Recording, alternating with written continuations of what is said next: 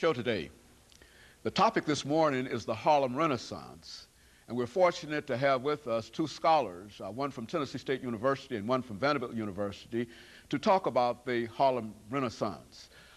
From Tennessee State University, Dr. Gloria C. Johnson, who is the head of the Department of Languages, Literature, and Philosophy, and of course with Dr. Johnson from Tennessee State University is Professor Sheila, Professor Sheila Smith-McKoy, M-C-K-O-Y, Dr. McKoy from Vanderbilt University, the Department of English, and of course let me welcome both of you to the show this morning to talk about what I consider to be a very, very important topic, the Harlem Renaissance. But before we get into that, let's have you, Dr. Johnson, to start us off by giving us some information about your background, your education, and some of your experiences. And of course, Dr. McKoy, Smith-McKoy, will give us the same kind of, similar kind of information, and then we'll get into the Harlem Renaissance itself. Let's start off with you, Dr. Johnson. Thank you, Dr. Haney. Of course, I've been here before, so you know that I am a Tennessee State University graduate. I have a Bachelor of Arts in English from Tennessee State University,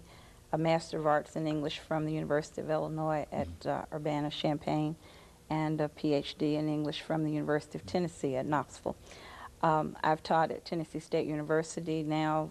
I began there about 27 years ago, and I have taught freshman English, world literature, women in literature, and recently I've been teaching a lot of the African American literature courses, particularly the graduate course in the early part of the African American literature, and the I taught a course in the Harlem Renaissance last semester. So. Very good. And of course, Dr. Sheila Smith-McKoy, let's have some information about your background, your education, some of your experiences, and et cetera. Okay. I did my undergraduate degree at North Carolina State University.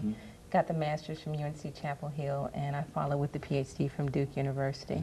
And this job at Vanderbilt that I currently hold, I'm an assistant professor of English, and right now I currently am the acting director of the African American Studies program. Like Gloria, I've taught a variety of courses. I have a standing course on the Harlem Renaissance where we look at visibility and aesthetics of the period, and the students grapple with the ideas that the Harlem Renaissance writers tried to come to grips with during that period of time.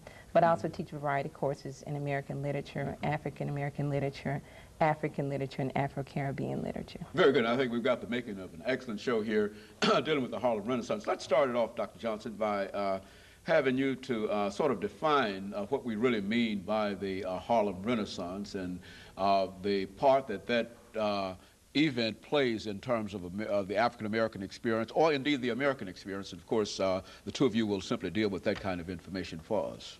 Okay. The Harlem Renaissance is basically the first major black cultural movement in the United States. The Renaissance came about after around 1920, 1917. It's been dated at different times. We like to say it took place in about a full decade, but many writers tend to move that further. So roughly we're looking at a period between roughly 1917 and 1935, where there was quite a bit of production in terms of art and other cultural activities in the United States. The name Harlem Renaissance comes from two ideas. First, the idea of Harlem, because New York and the area of Harlem was the center of